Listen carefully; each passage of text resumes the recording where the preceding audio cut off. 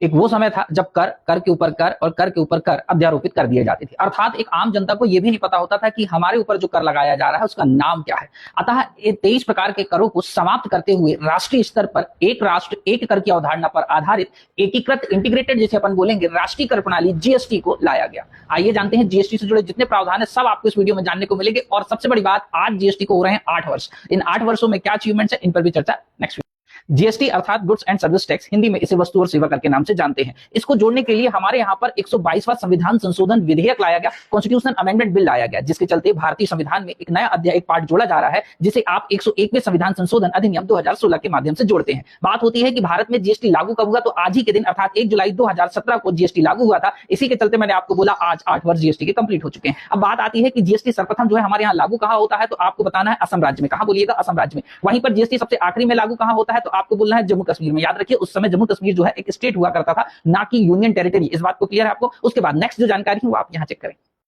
अब यदि आपसे पूछता है कि भारत में जीएसटी किस समिति की सिफारिश पर लागू हुआ था, तो आपका आंसर होना चाहिए विजय केलकर समिति। ध्यान से सुनिएगा, विजय केलकर समिति। वहीं चर्चा करी जाती है कि भारत में जो जीएसटी लागू है उसके जीएसटी बिल का प्रारूप, जैसे आप देखते हो ना आपके बिल में लिखा रहता है सीजीएसटी, एसजीएसटी, इस सब की बात हो रही है। तो बिल का पूरा फॉर्मेट तैयार करने के लिए जिस समिति का गठन करा गया था उस समिति का नाम है असीम दास गुप्ता समिति। असीम दास गुप्ता समिति। अब बात आती है कि भारत का जीएसटी कहां पर बेस्ड है, क्या किस देश के जीएसटी पर बेस्ड है, तो आपका आंसर होना चाहिए कनाडा के जीएसटी पर बेस्ड है। सर्वप्रथम जीएसटी कहां लागू हुआ, तो आपका आंसर होना चाहिए जीएसटी सर्वप्रथम फ्रांस में लागू हुआ। आपसे यदि पूछता है कि सबसे बेस्ट जीएसटी किस देश का माना जाता है, तो आपको बोलना चाहिए न्यूजीलैंड का जीएसटी माना जाता है। अब भारत में जो जीएसटी लागू है उससे संबंधित कुछ और की फैक्ट्स आपको यहां देखने को मिलेंगे।